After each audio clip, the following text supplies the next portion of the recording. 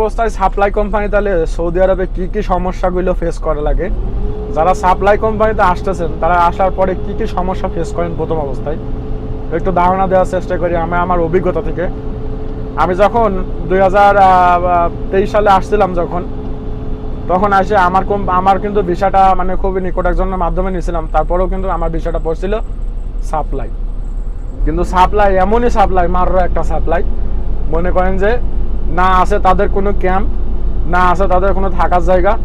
না আছে তাদের কোনো লোক রাখার জায়গা। তাদের যে একটা অফিস ছিল মক্তব, ছোট একটা 3 রুমের, ওইখানে এক রুমে কফিল বসতো, এক রুমে দেখা যাচ্ছে যে আপনার ওনার যে হিসাব রক্ষক ছিল মানে ম্যানেজার ছিল উনি বসতো, আর বাদ বাকি যে রুম ছিল একটা রুম মানে ব্যবহারের একেবারেই অনুপযোগী, সেই রুমে আর কি আমাদের এনে রাখছিল। না আছে কোনো খাওয়া দাওয়া, না আছে কোনো কিছু, মানে কোনো কিছুই ছিল না, যা কিছু সব নিজের। যেহেতু নতুন অবস্থায় আসছি তখন কিন্তু কাছে টাকাও নেই, সৌদি আরবের যে টাকা এই টাকাও কিন্তু কাছে খুব একটা নাই, আসছে নতুন। তারপরে আসার পরে তো মনে করেন যে নেট বিল, সিম নিচে নেট বিল তো অনেক, মনে করেন যে আপনার 50-100 রিয়ালে না নিচেই মানে নেটই হয় না, এরকম অবস্থা। তো প্রথম অবস্থায় কিন্তু খুব একটা বড় একটা ধাক্কা খালাম, তখন কাজ দিতে পারে না, কোনো কিছু করতে পারে না, এটা একটা সমস্যা। তো যারা প্রথম অবস্থায় সাপ্লাই কোম্পানিতে আসেন,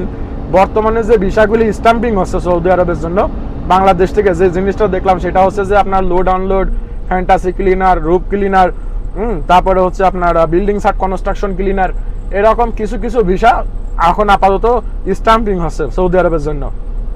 তো নতুন অবস্থায় যারা আসতেছেন, আসলে পরে তাদের দেখা যায় যে আপনার এয়ারপোর্টে রিসিভ করতে লেট করে, কফিল তো যায় না, যেহেতু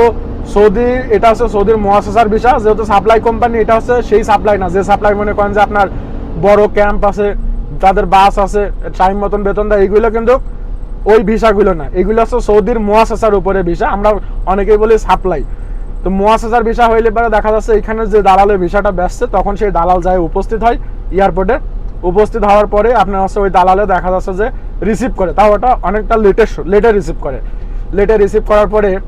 নিয়ে এসে দেখা যাচ্ছে হয়তো দালালদের রুমে রাখে, না হইলে পরে দেখা যাচ্ছে দালাল এক জায়গায় রুম ভাড়া করে রাখছে সেইখানে রাখে, না হইলে ওই সৌদির অফিসে রাখে। এবার বলে যে ঠিক আছে কাজ দেখতেছি, ওই দালালরাই কিন্তু কাজ খুঁজে বেড়ায়, দেখা যাচ্ছে হয়তো মাকসালায় কোনো জায়গায় কাজ খুঁজে বের করে, না হইলে দেখা যাচ্ছে কোনো দোকানে কাজ খুঁজে বের করে, যেগুলো ডিউটি অনেক বেশি। নতুন অবস্থায় দিলে পারে অনেকে কাজগুলো করতে পারে না, তখন ওই যে দেখা যাচ্ছে কাজ করতে পারে না, যেহেতু নতুন অবস্থায় এত ডিউটি করতে পারে না, বেতন কম, তখন দেখা যাচ্ছে অনেক সমস্যা হয়। আর নিয়ে আসার পরে তো মনে করেন যে যদি অরিজিনাল সাপ্লাই কোম্পানিও হয়, তাহলে একটা লোক রিসিভ করার জন্য কোম্পানির গাড়ি যায় এয়ারপোর্টে, কোম্পানির গাড়ি অপেক্ষা করে, তারপরে দেন সেই লোকগুলোকে রিসিভ করবে, রিসিভ করার পরে নিয়ে আসবে, রুম বুঝাই দেবে, কম্বল দিবে, তারপরে বালিশ, বেড, এইগুলা কিন্তু সব কিছু কোম্পানি বোঝাই দেবে। আর বেশিরভাগ ক্ষেত্রে এখন দেখা যায় সৌদি আরবে যারা আসেন তাদের নিয়ে আসার পরে আপনার হচ্ছে যে ইটা আছে আর কি, মানে এটাকে আপনার বলি যেটা দালালরা রিসিভ করে, নিয়ে আসার পরে যে একটা রুমে রাখে, হ্যাঁ, কোনো একটা মানে করেন যে কোনো মতে আর কি, কোনো খানা টানা দিল না দিলে নাই, তারপরে 2 দিন বসে থাকো, আপনার আকামা বানাইতে হবে, এটা করতে হবে সেটা করতে হবে, এই বলে 1-1.5 মাস পার করে ফেলে। তারপরে দেখা যাচ্ছে যে বিভিন্ন জায়গায় আপনার হচ্ছে কাজের জন্য ওরা খোঁজ করে বেড়ায়, কারণ কি ওদের রেডি কোনো কাজ থাকে না, ওরা হচ্ছে কাজের খোঁজ করে বেড়ায়। দেখা যাচ্ছে একটা মাকসালা বা একটা ইসে ঢুকাই দেয়, বা দেখা যাচ্ছে এমন একটা কাজের ভিতরে ঢুকাই দেয় যে কাজটা করা সম্ভব না একেবারে নতুন অবস্থায় আসার পরে, তখন কাজ করতে পারে না, তখন ওই যে দালালের সাথে অনেক রকম কথা কাটাকাটি হয়, বিভিন্ন রকমের সমস্যা হয়, পরবর্তীতে আর কিছু করার থাকে না, তখন ওই যে আকামাটা বানাইতে চায় না, যেহেতু নতুন আসছেন। কারণ কি দালাল তো আপনার কাছ থেকে টাকা নিচ্ছে ফুল, কিন্তু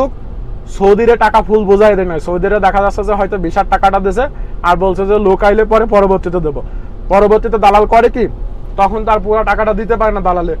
তখন সৌদিকে যখন পুরো টাকাটা বোঝাই দেয় না, তখন হচ্ছে সৌদি কি করে, তখন সৌদি হচ্ছে আপনার এটা করে যে ওই আকামাটা বানায় না, ওই দালালকে চাপ দিতে থাকে, তখন দালাল আর যখন টাকা দিতে পারে না তখন কিন্তু আকামা আর বানায় না। আর 3 মাসের আকামা সেটা হচ্ছে যে আসার পরে পাসপোর্টে একটা এন্ট্রি সিল পড়ে, সেটা পড়ার পরে আপনার 3 মাস পর্যন্ত টাইম থাকে। তো সাপ্লাই কোম্পানির বর্তমানে যে অবস্থা তাতে না আসাটাই উচিত সৌদি আরবে, কারণ সাপ্লাই এখন অভাব নাই, প্রতিটা সৌদির নামেই মুআসাসা খোলা, প্রতিটা সৌদি একটা সাপ্লাই। আপনি কাজ করবেন, শ্রম দেবেন, আপনি 12 ঘন্টা 14 ঘন্টা শ্রম দেবেন আপনি, কিন্তু ওই শ্রমের বিনিময়ে যে টাকাটা আসবে তার একটা বড় অংশ ওই সৌদি দালাল এরা কিন্তু ভাগ করে খেয়ে ফেলবে, আর আপনি পাবেন মনে করেন যে খুবই সামান্য অল্প, যেটা আপনার চাহিদা পূরণ হইতো না, আপনার দেশের ঋণও শোধ হইতো না। তো এইগুলা একটু বুঝে শুনে জানে শুনে তারপরে আসাটা উচিত। আর বর্তমানে বাংলাদেশে যে কয়টা ভিসা স্টাম্পিং হচ্ছে, যদি প্রতিদিন 1000 ভিসা স্টাম্পিং হয়, তাহলে মনে করবেন 990টা ভিসা সৌদির ওই মুয়াসাসার ভিসা, সৌদির ওই ছোট কোম্পানি, মানে নাম দিয়ে খোলা আর কি, এগুলো কোনো কোম্পানি না। অনেকেই কমেন্ট করেন যে ভাই এই কোম্পানিটা কেমন, ওই কোম্পানি এমন এমন নাম বলেন, মানে সৌদি আরবে সব কোম্পানি তো নাই, আসলে ওই মুয়াসাসার নামগুলো বলেন যে ভাই এটা কেমন ওইটা কেমন। না, আসলে ওই মুয়াসাসাগুলো তো আপনার কোম্পানি না, কোম্পানিগুলো হয় বড় বড়, অনেক বড় বড় কোম্পানি আছে সৌদি আরবে। আর অরিজিনাল সাপ্লাই যেগুলো আছে সেগুলা রিসিভ করে রুমে রাখে, অরিজিনাল সাপ্লাই সিনেও এখন বর্তমান দায়, কারণ কি অরিজিনাল সাপ্লাইও ভিসা বেচতে চায় না, তখন এই সৌদির নামের উপরে ভিসাগুলো নিয়ে এই যে বাংলাদেশ থেকে লোকজন আনে। তাই আসার আগে একটু সাবধান হবেন, বর্তমান সৌদি আরবে যে পরিবেশ চলতেছে সাবধান হবেন, সামনে আরো হয়তো মানে কঠিন পরিবেশ হয়তো হইতে পারে সামনে।